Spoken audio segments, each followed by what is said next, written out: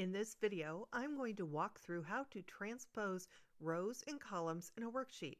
I'm using Office 365 Excel on a computer running Windows. The process is the same on a Mac. Sometimes you need to switch data in rows to columns and data in columns to rows. This row-column switching is called transposition.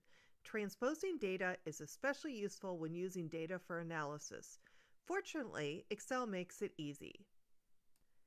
So let's go through an example. Here's a worksheet.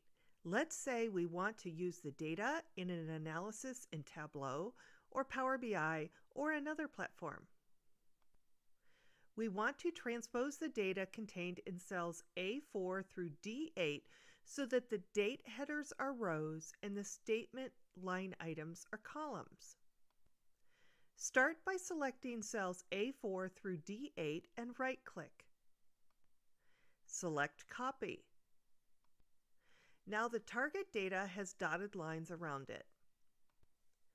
Now click in an empty cell below the original data. You are selecting where you want the transposed data to be.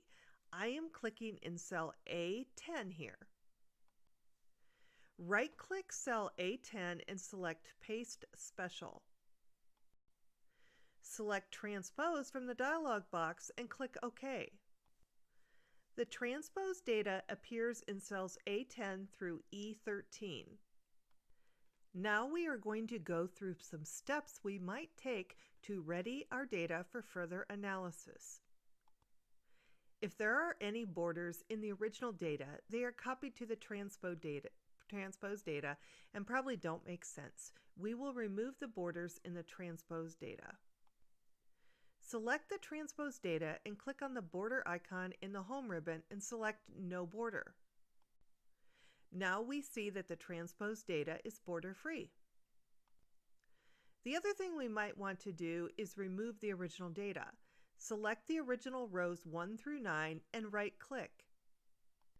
Select Delete to remove the original data. You may also want to delete any blank lines that appeared in your transposed data if your original data had blank lines. In our example here, there were no blank lines. Now the data is ready for further analysis.